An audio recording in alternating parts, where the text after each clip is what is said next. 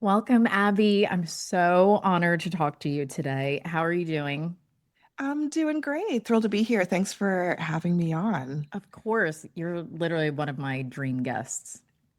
Oh, that's so nice of you to say. I'm really excited to talk to you. I feel like we have a lot to chat about. So. A lot to chat about. And we met very briefly. Well, I think that was in October at a dinner. And, you know, one thing that just immediately popped into my mind was like, how do you take care of yourself? So obviously we're gonna talk about your career and all of that, but Mhm. the meat of this is I really want to understand how do you and how should all of us kind of be taking care of ourselves when we exist in the political climate that we're Mm. living in right now. But to kick it off, I would love for you to tell us to take us way back and tell us what you were like as a kid. Like who was 8-year-old Abby Phillip?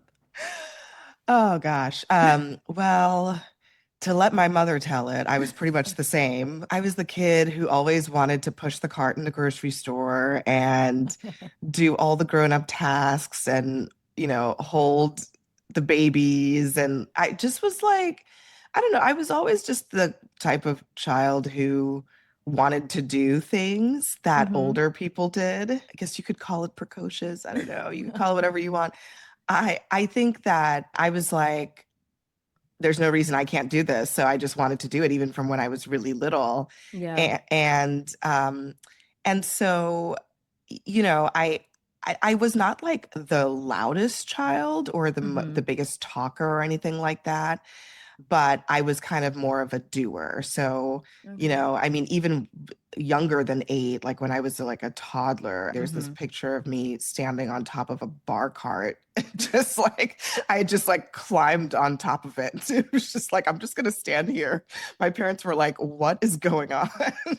She's fearless. She goes after what she wants. so, so yeah.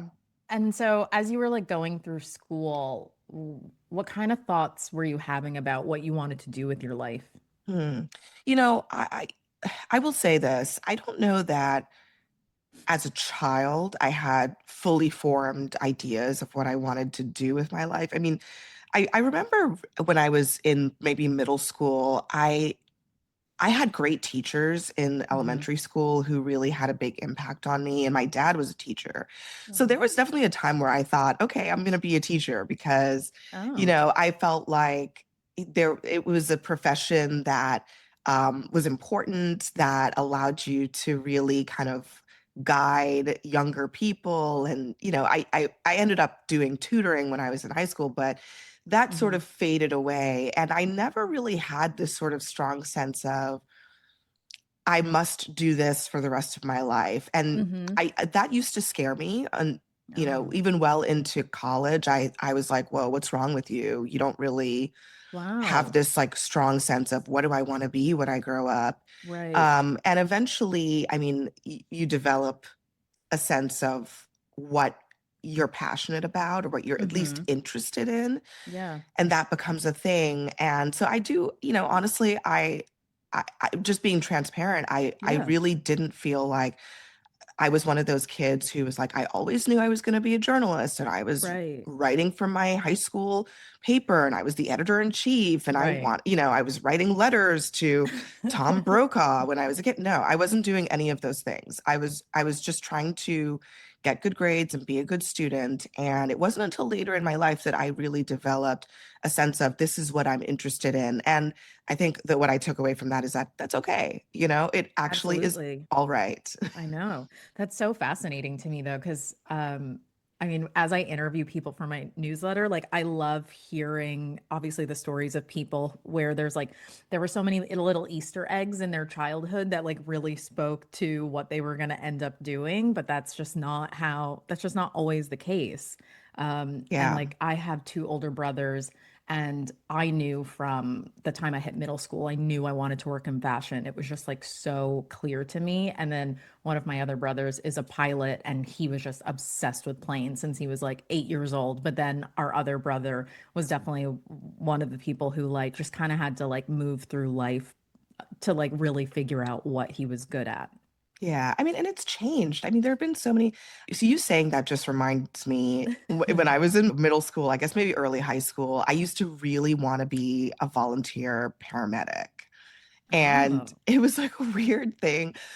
I don't know if this is even a thing anymore, to be honest, but I used to at least read in books or whatever that that fire departments would hire teenagers to like help them, and Oh, it was sort of like a volunteer job. You don't get paid to do it. right. I don't think that's a real thing anymore because I couldn't get anybody to hire me to do this.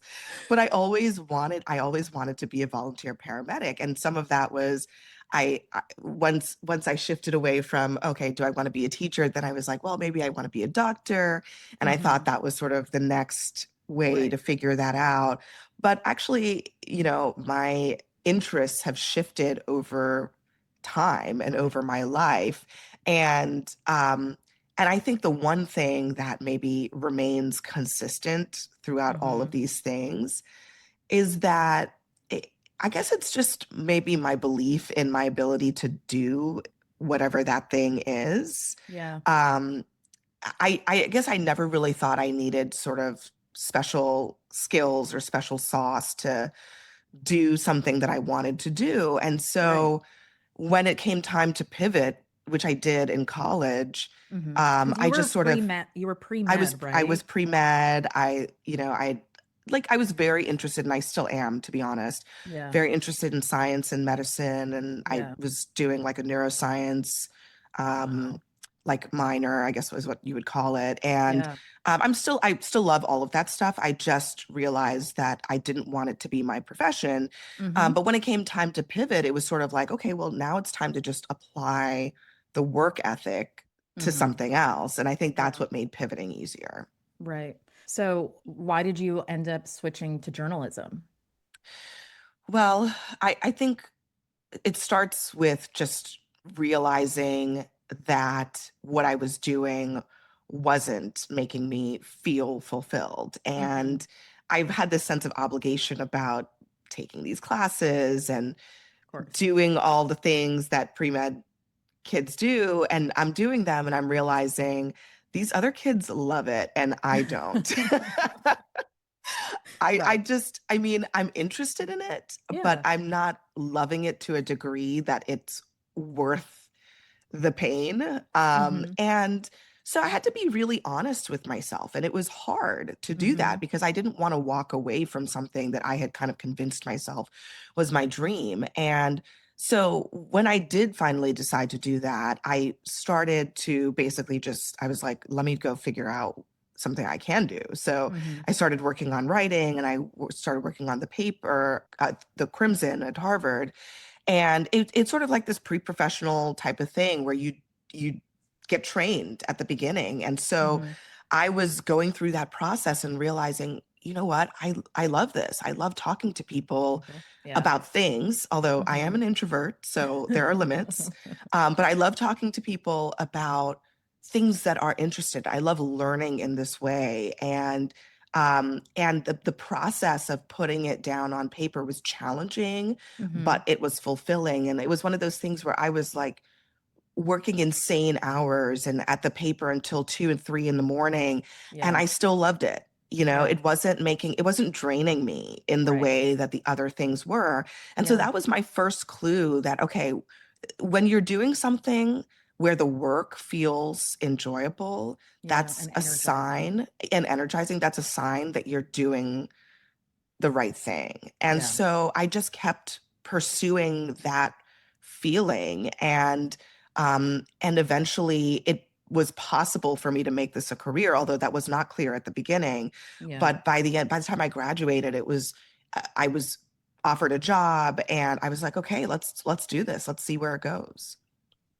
Now, did your family have any thoughts about you switching from pre-med to journalism? Because I know your parents are from Trinidad, right? Yeah, And so yeah. I'm sure your parents also, are you first generation? Yes, yes. Okay. Both of my parents are from Trinidad, and Born me and and my raised. siblings were born and mostly raised here. Yeah. Yeah. So I'm sure they had a lot of thoughts around like your education and Yes. what you were going to do with your life. So The tell me a little bit classic about that. immigrant Because parents. my And, parents are Jamaican. yeah, I mean, and they were supportive, Hmm. but I will say that there was always sort of like, are you sure you don't want to go to law school? And to be honest, I had not ruled it out myself because I was like, maybe I do need to go to law school. Hmm. And get like a real degree just in case this doesn't work out. Yeah, of course. Um, I think that they were supportive, but cautious about where this could be headed. At the same time, my parents, so this is kind of a Trinidadian thing. Trinidadians are very into politics and current events. And so my Yep. parents were no exception. And so we grew up in a household that was, we were only allowed to listen to either Christian music or NPR in the car. And the Washington Post was delivered every day. Oh, A wow. lot of our, dinner time, holiday conversations were about politics. So that was sort of normal in our household. So I think my parents were okay with that idea. And especially when I actually did get a job, um, covering politics in Washington, I think they were actually super excited because Right.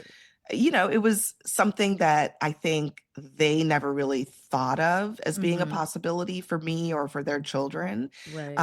But they understood the importance of it. So, but I mean, Yeah. I would say, the fear may have been more mine than Hmm. theirs Okay, because I fair. was like, what if I screw this up?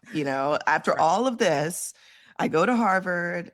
They've sacrificed so much to get me here. And Yep. then I can't Yep. find a job and I'm Right. not even a doctor or a lawyer. Like, so I was maybe more worried than they were, Right. because, you just know as the child of immigrants how important it is to not let their sacrifice be in vain. Oh my God, of course. It's like something you carry with you every single day. Yeah. Um, and yeah, I'm like, I do feel quite lucky that my parents, they were just, yeah, always supportive of me doing whatever I wanted to do as long as I went to college and I got an Yeah. education. It was like, just get your education because neither of my parents had even like finished high school when they left Jamaica. So my brothers and I are the first ones to go to college. So like that was always just like really drilled into us. But yeah, I think sometimes like also going in these kind of like more creative professions feels Hmm. like really risky to them.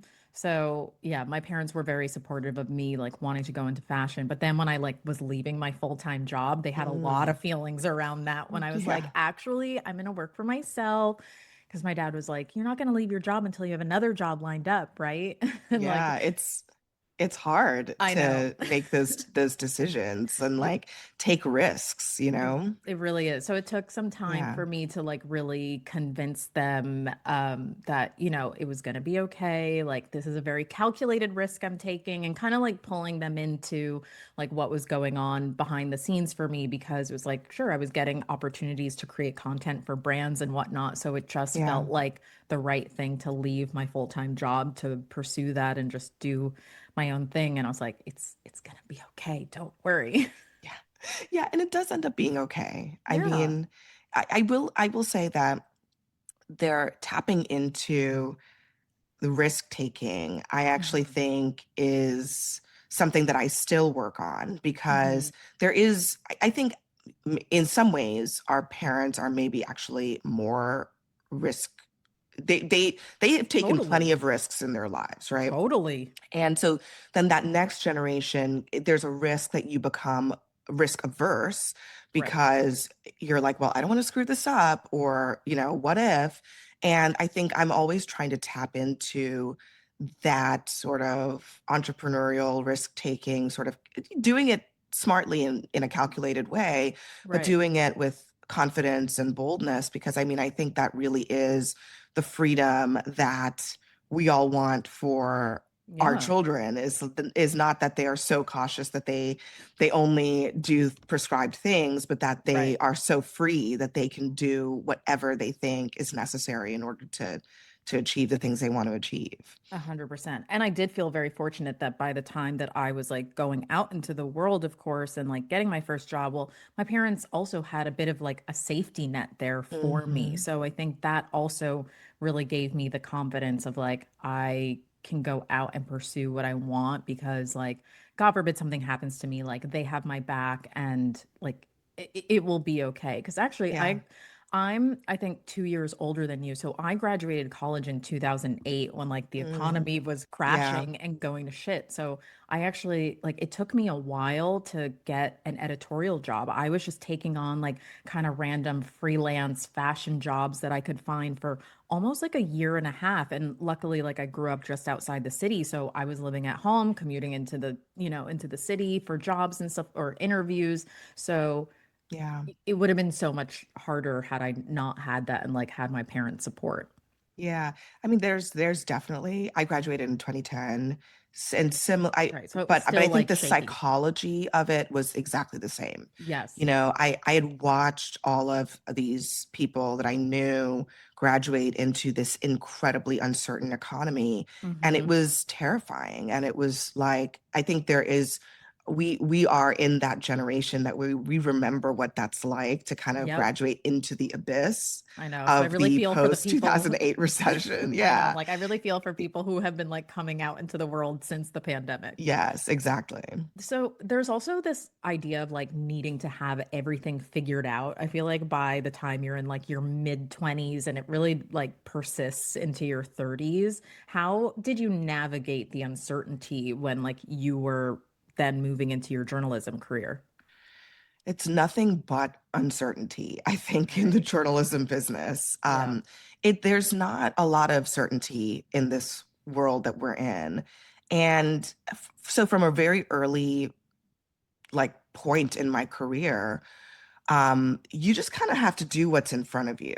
Hmm. And I was never a 5-year plan, 10-year plan kind of person. Thank I you. just, I'm not yeah, either. I'm not either. I also just think it doesn't really apply Yeah. to this business that we're in, Yeah. because what's 5 years from now? 5 years from now, we have no idea what the media environment's going to look like. It's probably going to be completely different from the one that we're in right now. And if Completely. I had started when I graduated thinking 5 years ahead and thinking, okay, I'm going to do this and I'm going to do that, I was completely wrong. I would have been completely wrong. Yeah. So I don't know. I never approached it that way. I always approached it as, especially early in my career, Hmm. what are the building blocks of the skills that I need to develop in order to Hmm. be able to do certain things Yeah. by the time I got further along in my career. And that takes some self-reflection because it's about understanding your strengths and your weaknesses. Yeah. And I kind of you sometimes you get to that point on your own. Sometimes you get to that point because other people put your weaknesses on blast and you have to deal with it. And both are Yep. valid, sometimes it's a combination of the two. Yeah. And I've had both happen to me in my career where I've had where I'm fully aware of the things I need to work on. And then Hmm. I've had editors and supervisors tell me Yeah. that I'm not doing enough of this. I'm not, this isn't strong enough, or I miss out on opportunities because I'm not doing this or that. And you can take that as, oh, life is unfair. They just don't like me, all of this stuff. Or you can take it as, okay, here's what I need to work on. How do I bridge these gaps so that no one can ever say that about me again?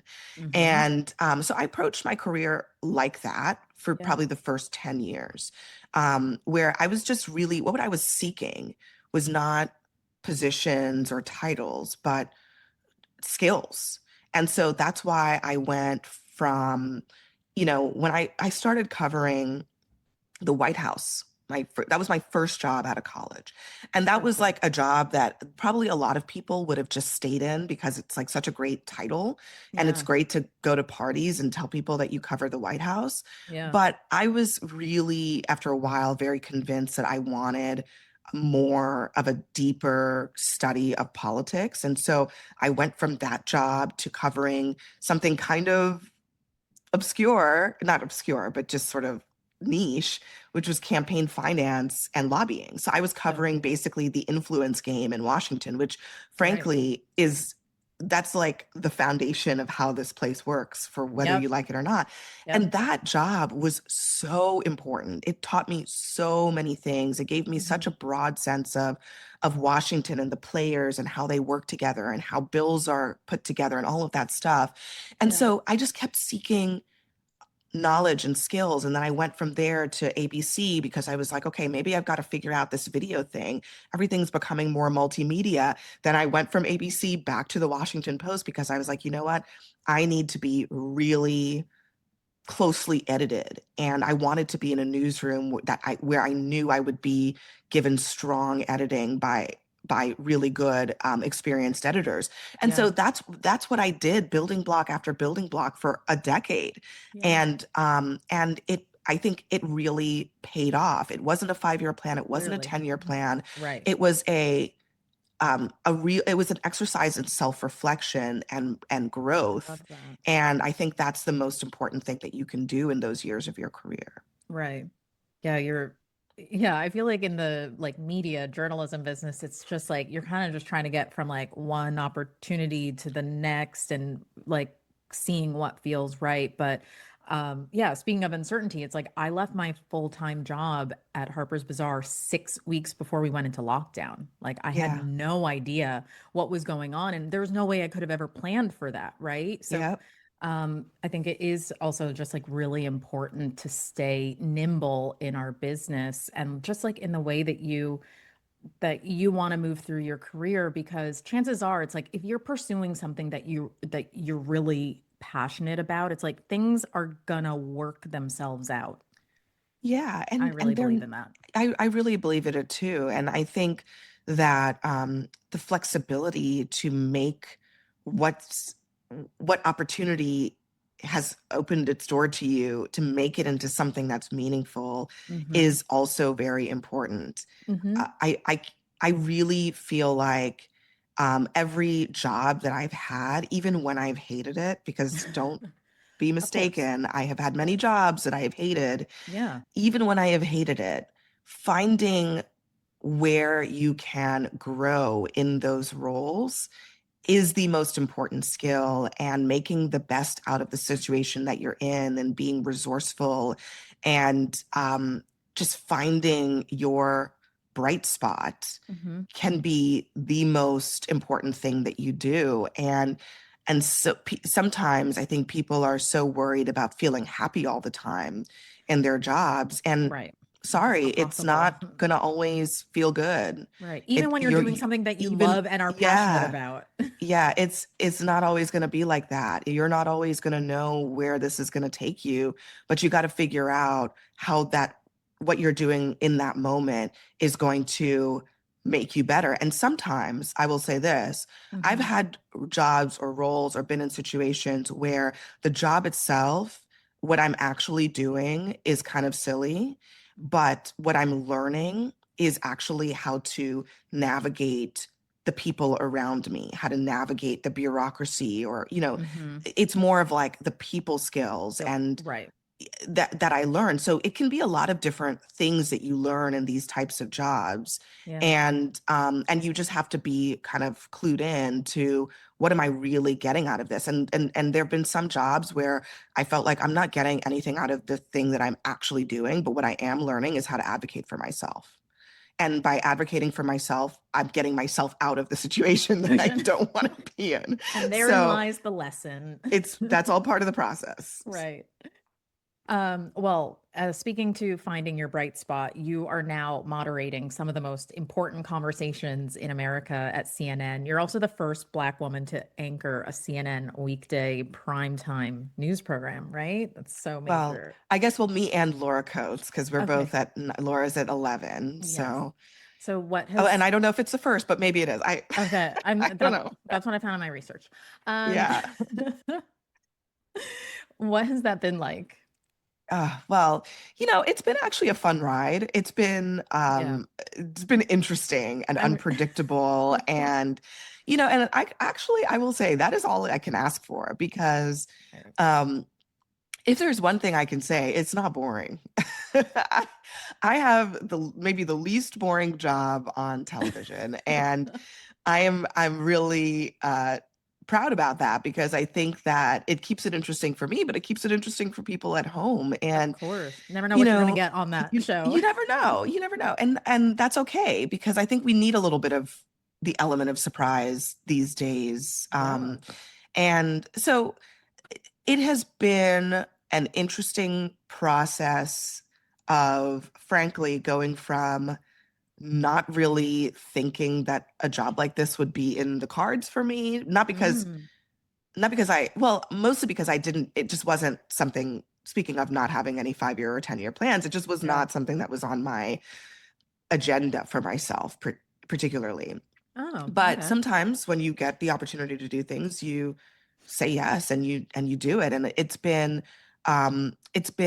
really thrilling and a lot of responsibility, honestly, to be in that chair when there's a lot of really important stuff happening. The Yeah. very first week of our titled show Newsnight was the week that the October 7th war happened. Hmm. And so this first story that I covered with my name on the show was a war. And Wow. I mean, this is CNN. So Right. we are where people tune in around the world for these big moments. And so I don't take that lightly at all. It's a lot of responsibility. It's enough to, I think, make people really kind of freeze up with Hmm. anxiety if you're not prepared for it. But I feel like I've been prepared. I've been ready, um and I work hard to try to make those conversations around a lot of topics, whether it's politics or Hmm. foreign affairs or just, a lot of times we're just covering unimaginable tragedies and having all of those things kind of feel authentic and have the right emotion when they need it, have the right kind of information value to people, maybe even a dose of skepticism when it's necessary.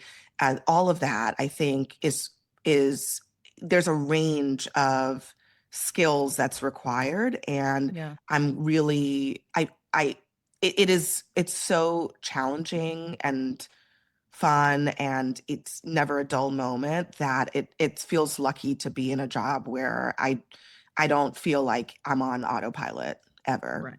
And like there's no going through the Yeah. motions with that show. There's no going through, especially now. I mean, when we're in the round table, it's like, Right. yeah, like every moment is a real authentic debate and conversation. It's not predictable, and Right. that's the fun of it.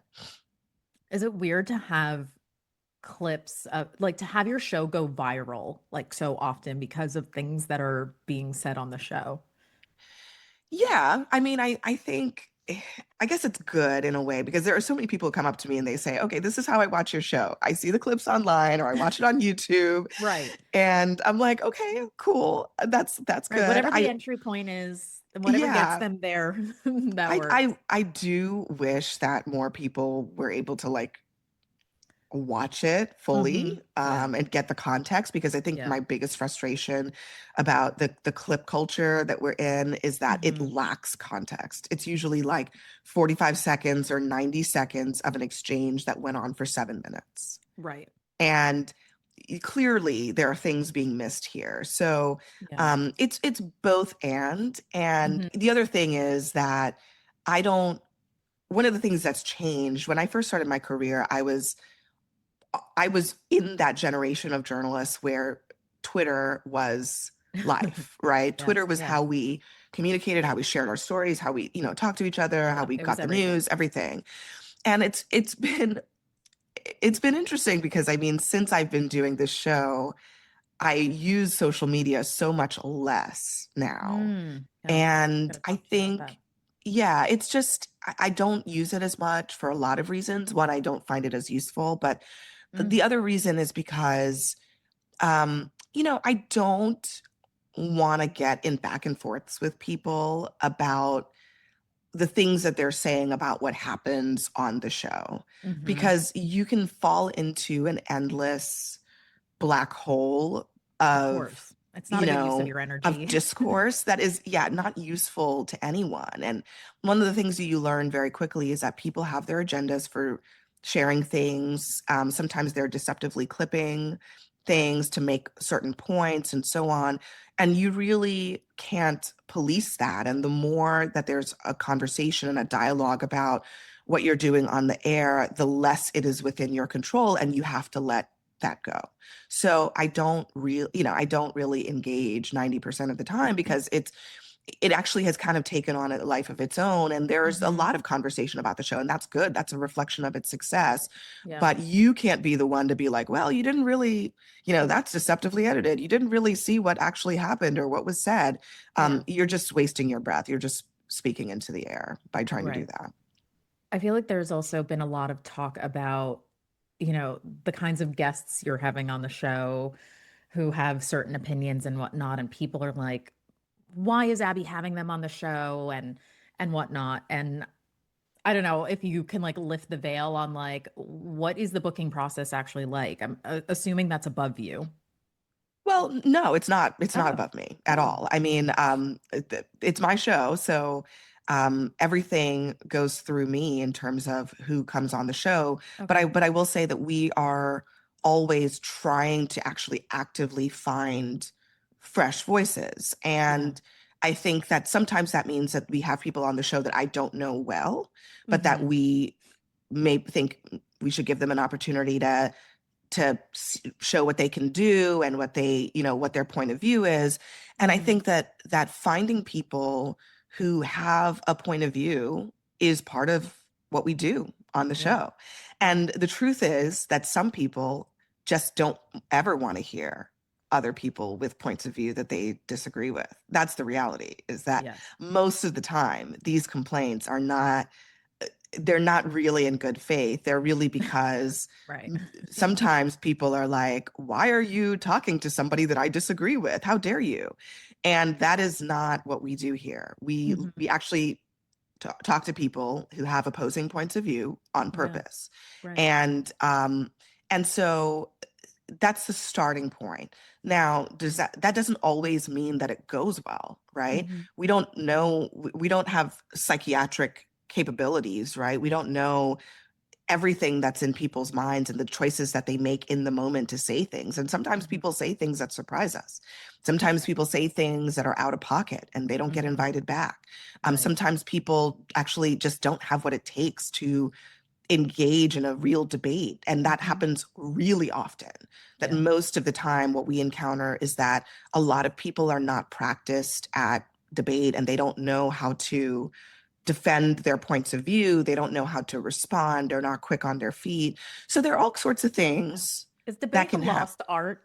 Like, Yes, I truly think so. I think it is a lost art. I think that it is hard to do hmm. because it requires you to be confronted with disagreement and then know Hmm. how to re- react and how to come back from it. Yeah. And some people are really good at it and some people are not.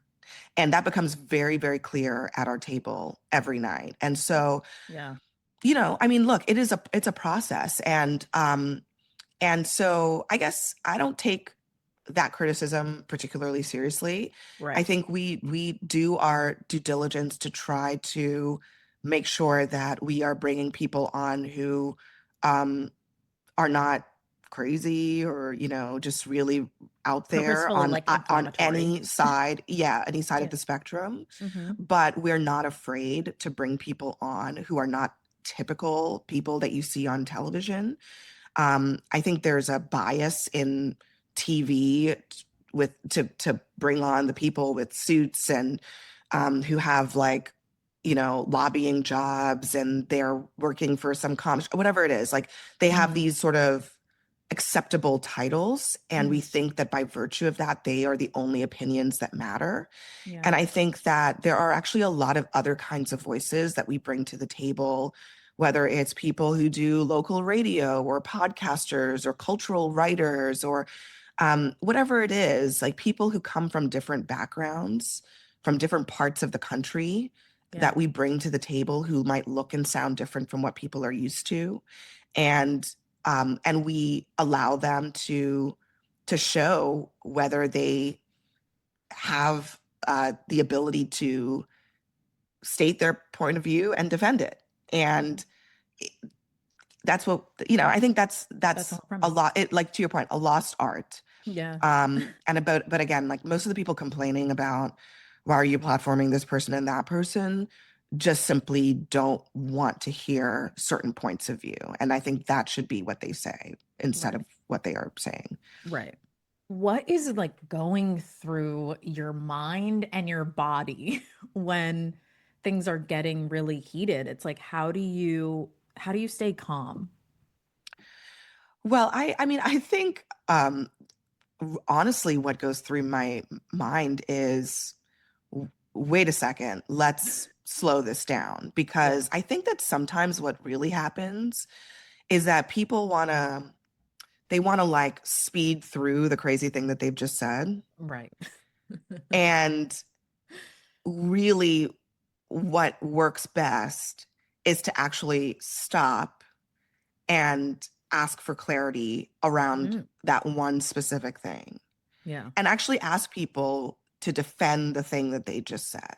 So, Mm, so in other words, like I think that sometimes people are so used to just repeating they're kind of talking their points. talking points, things that are familiar in their Hmm. social Right. circles, and they've never really been forced to prove or defend the truthfulness or validity of those points.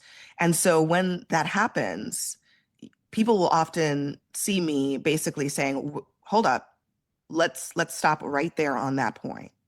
You just said this. What proof do you have of that? What evidence do you have of that?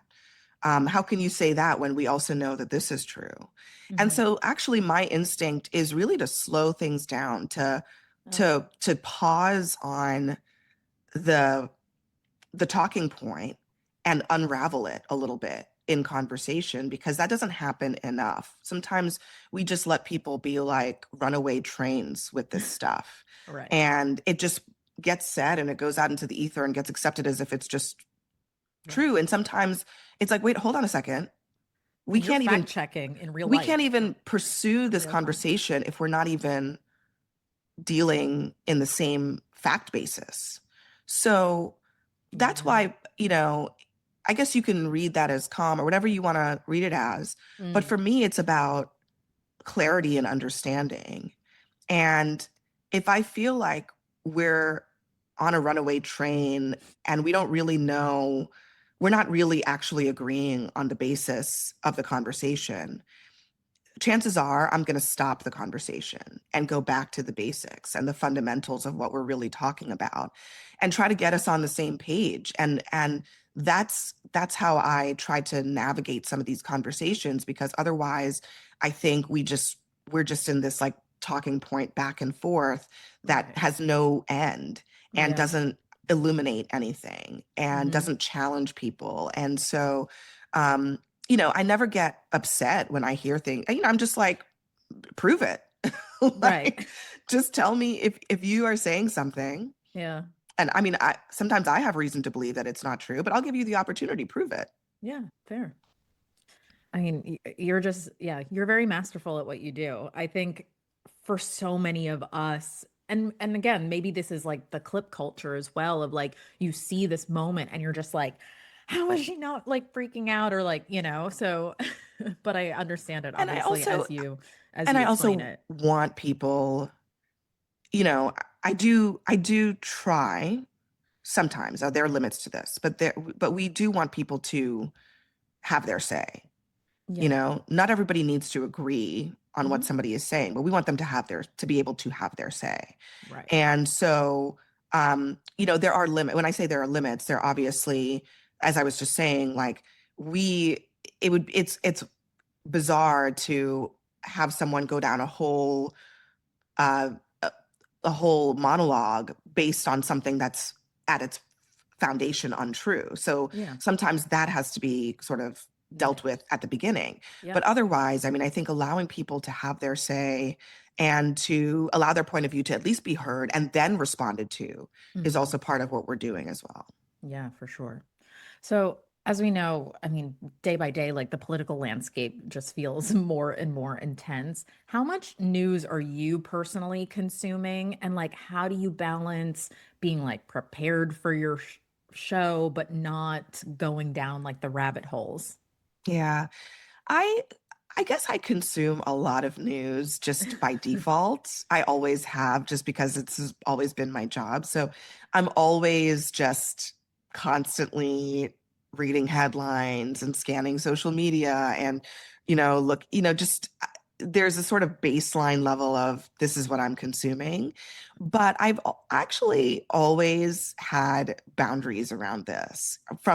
from very early in my career. Mm. And I think it was just sort of a bit of a defense mechanism for my own mental health because, Yeah, I used to, I mean, I had most of my journalism jobs have been like this where the work never really turns off, and of that's always course. been true. Hmm. But in one of my earlier jobs, I was stressed and I was like not able to be present ever, Yeah. nights, weekends, whatever. And I just didn't like myself when I was like that. Yeah. And so as I've gotten older and I've gotten to a different place in my career, especially when I have a better understanding of the news environment and it doesn't take me quite as long to get caught up, I don't read the news on the weekends that much, Okay. Yeah. I certainly not social media. Right. I'm just not consuming nearly as much of that Hmm. unless there is a breaking news story that I Yeah. need to pay attention to. Of course. So if there's a war breaking out, I'm on it. Yeah. But the sort of day to day back and forth, I know how to catch up on that quickly. Hmm. Sunday night, Monday morning. Yeah. I don't need to be on all weekend. Right. And so I create limits around that. I also, I left Facebook a long time ago as like a Yeah. social media platform Of because I course. found that it was getting to be just too political and just not Yeah. what I wanted. So my platform of choice is Instagram, which I think allows me to curate the vibe a little bit better. And I can kind Hmm. of, I've got my like interior decorating Of course. Instagram and my fashion and Yeah. beauty and my actual friends and baby pictures and all of Right. that. And I can curate what that looks like for me. Your digital life. And so yeah, I'm really a big believer in you have to create guardrails around the news. I'm in Hmm. the news. I do this every single day. I Yeah. consume a lot of it. But there are limits to that. And I think every healthy person needs to understand where those limits are for them. We don't watch the news for the most part at home. Hmm. Especially, I mean, that used to be, we used to watch more news, but I have a 4.5-year-old now. Right. Yep. And, she knows that I work at CNN and she knows that I work in the news. But if she comes home and the TV's off, she'll be like, Mommy, why is the TV on? Why do you have the news on? Turn it off. You need to turn off the TV. Oh, And she's wow. right. She Like knows.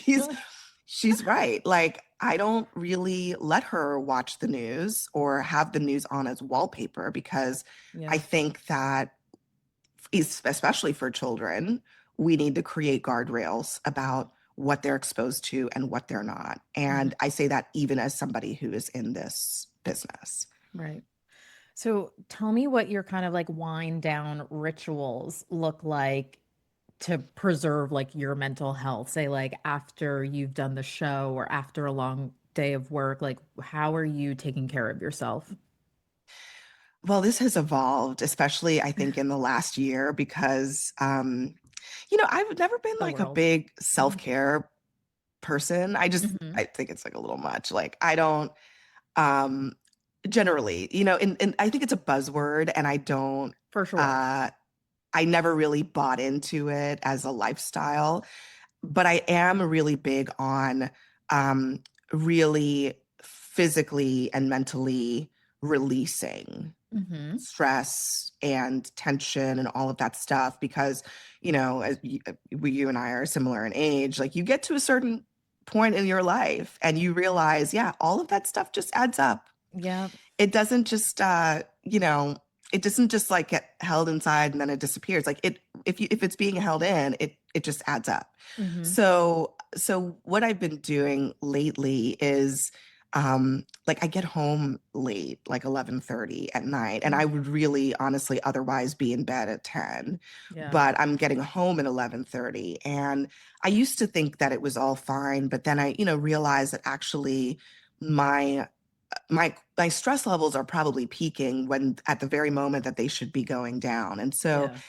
no matter how many times I've showered in the day, I take a shower at night when Hmm. I get home, a hot Yeah. shower, just to really kind of try to start that process. Yeah. I'm not very good at this, but I've been trying to just put my phone down and just not touch it Yeah. until the morning. Yeah. Scrolling at night is kind of a bad habit, and I do it sometimes, but I've been trying not to. Guilty. Um, yeah, I mean, we all do it, right? Like it's the last thing we do at night, and it's the first thing we do in the morning, and it really does add up. But I've also been, I've been like doing acupuncture, which has Yeah. been Love. so good. Yeah. It's been so good. And it's not for everyone. Although No. I do think most people, even if you're not like a needle person, you should Could benefit. try it and could Yes, I benefit agree. because it's actually not as bad as you might think. No, you barely But feel it. that has been great for me I because love that. yeah, like I struggle with meditation. Hmm. I want to be a meditator and Hmm. I've dabbled in it like Yeah. 10-minute, 15-minute Yeah. increments, that sort of thing. But it is hard for me because when you're in kind of constant demand, you feel like, how can I be not doing anything for half an hour or an hour? Right. And No, that's so that's crazy. I it's like crazy, right? 20 minutes I think is actually like the sweet spot for meditation. But listen, you can do it 5, 10 minutes Some, and it's yeah, still 5-10 minutes. impactful. Sometimes in a really busy day, you just find a spot where you can sit or lay down for 10 minutes and it can like radically change your energy levels. Of course. And in a similar vein, acupuncture to me is basically forced meditation. I was You cannot move. Yep. You probably will fall asleep. Hmm. And the place that you get to as you're drifting off is kind of a meditative state. And it's Totally. been like that experience for me. But all that being I love said, it. I mean, one of the things that I've really been trying to be a student of is what does meditation even mean? Like what is it that we're trying to do? And Hmm. I'm realizing that, it is the act of not doing, not thinking, not planning, not sort of like pushing into the future, but being Hmm. present in the now. And that is a very powerful concept for busy people because busy people don't know how to do that. In fact, many of them Right. don't believe in doing that. Yep. But what I've also found is that many of the people who I really, admire out there in the world who, are doing incredible things and seemingly getting 30 hours out of their 24-hour day, guess what they all do? They all have some kind of meditation practice. They really do. And Yeah. so it is something that I think really high performing people figure out over time. And it's something that I'm actively working on because it's about sort of allowing yourself to rest and your Mhm. mind to rest and releasing anxiety and stress and the things that are sort of like physically holding you in so Yeah. that you can move forward with purpose. Yeah, and I think, everyone has an idea that meditation has to look like sitting in a dark room with your legs folded and your hands like Yeah, yeah, this, and yeah. and actually going out for a walk outside can put Yeah. you in a meditative state, or even like dancing, putting on a song and dancing in your room for a couple minutes. Like there are a lot of things that can help you just kind of like let go. I've been a big meditator over the years because I've really struggled with anxiety since I was like in middle school. And so that was Mm. actually like one of the first practices my first therapist taught me.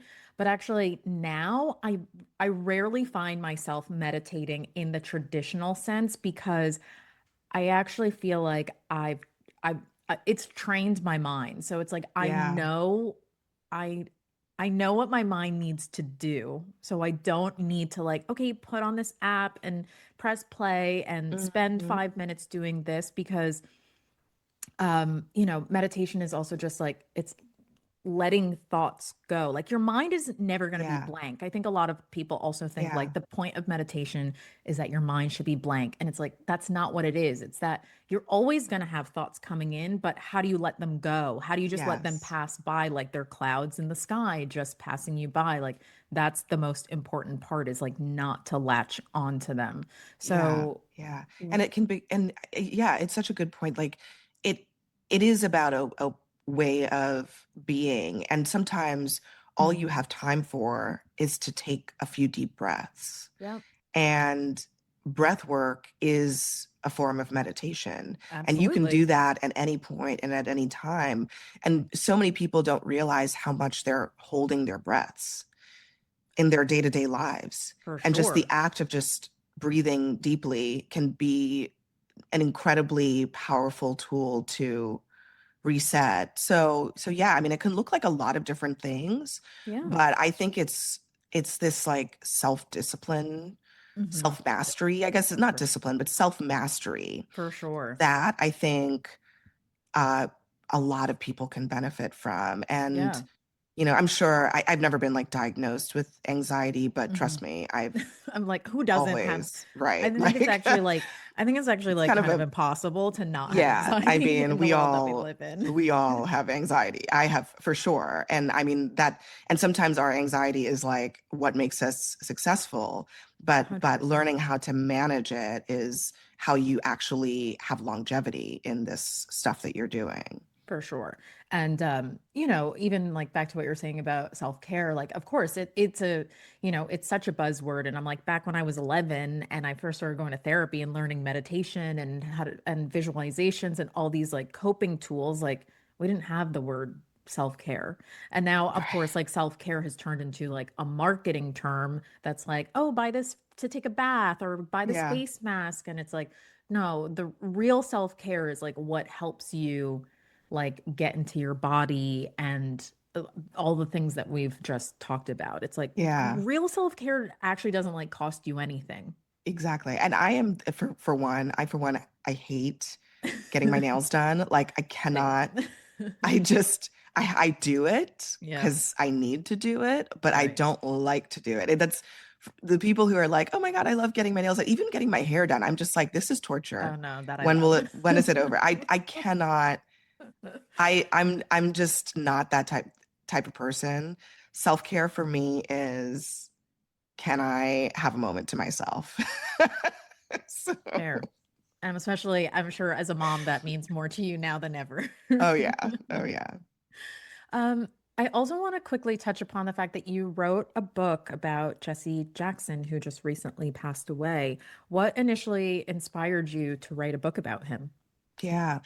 Yeah, I mean, this book has been in the works, had been in the works for a while, since late 2020. Mm, And I initially wanted to write this book for a few reasons. One, because I mean, I have been covering politics my whole career, and just looking at the political moment that the country was in between the 2016 election and Bernie Sanders against Hillary Clinton and the emergence of Donald Trump, and then 2020 when a lot of those themes came back up again, Hmm. it was clear to me that Jesse Jackson was a part of that story and people didn't know it. Yeah. And I wanted to kind of write about the history and the origin story of his brand of populist and how that influenced a lot of the people that we see today, like the Bernies of the world, and even in some ways Trump, because they kind of Mhm. were in the same era Right. in Right. the 1980s. And the things that Trump is talking about now in terms of manufacturing jobs and the damage that I get he says trade pacts have done to middle America and all of that stuff. Jesse Jackson was actually talking about that in the 80s. So I Wow. wanted to write that story. And I also thought it was really important to do it while he was still with us Yeah. because there it just really struck me because um, John Lewis had passed away Mhm. around that same time, Mhm. and it was I was like, man, we are getting to the end of an era, Right. All like these incredible Black these leaders. incredible, yeah, these incredible Black leaders and heroes of their generation who are not going to be with us forever. And if we don't really tell and contextualize their stories, no one else will. And Yeah. so it felt really important to do it at that particular time while not just Reverend Jackson was with us, but a lot of the other people who helped make those campaigns possible were also around. And so I'm glad that I was able to write this book Hmm. with, having a chance to spend time with him and speak with him and with his family Yeah. and his So his staff and all this stuff. And that it was able to be published while he was alive and he knew that it was out. And I think it was a real blessing to complete it, because it was a tough project and it I'm was sure. hard. And I'm on top of um everything else you're doing. yeah, yeah. And the timing was just it was right in ways that I didn't anticipate because Yeah. right at this moment now that we're getting ready to lay him to rest in the next week, Hmm. I think people have access to really important context. Yeah. And I hope that that's what this book is for them. It's a reference point for understanding why he matters. For people who are feeling, overwhelmed, disillusioned, powerless right now, what perspective can you offer? The way I think about this country and our politics and the ups and downs of it is that we've always had cycles of Hmm. tension and progress and more tension and progress, and it is this sort of almost like a roller coaster, or another way of putting it, as someone put it to me, of periods of contraction and expansion and contraction and expansion, and the contraction periods are just as necessary as the expansion periods. And so when I think about the present moment, I always think about it in the context of history, which is that there have always been times like this in the past. And arguably, if you think that things are bad, guess what? They have been worse. Mm. We've had a civil war. We've had, post Reconstruction terror. We've had Jim Crow. We've even had the Hmm. 1950s and 60s when every 18 months someone was getting assassinated in Right. this country. So we've had tough periods as a nation before. And the thing to remember is that periods of contraction can be followed by periods of expansion, but only Yeah. if you do something about it.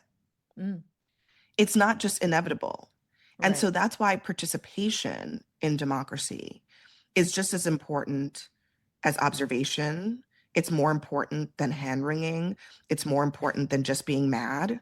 Hmm. Participation is the thing that changes the trajectory of this nation. And so I personally tell people if they're worried about how things are going, do something about it, Yeah, because that is the only thing that has made a difference. absolutely. Where are you finding optimism right now? What is bringing you joy? You know what? I feel like the truth is every day is a real blessing, and Mhm. it's the real simple things that bring me joy. Waking up in the morning, seeing the sunlight, having my family around me. That's on a personal level. Yeah, I think that there is joy in every moment, and recognizing that is the most important thing. And I think I've gotten to that place over a long period of time of looking for joy in all kinds of different places, when the reality is sometimes just appreciation for where you are in a particular moment yeah, is the place that you can find it. And so I don't know. I actually think that if you are waking up in the morning and you are breathing air, you are alive, that is an enormous blessing, especially when you think about the number of people in the world for whom that is not true. yeah. And so, yeah, I mean, I find optimism in life, and in just being able to having the opportunity to do the things that I do on a day-to-day basis. I love it. Abby, thank you so much for Thank being here you. today. This was such a great conversation. Thanks so much. It was great to talk to you. Talk to you soon. All Don't right.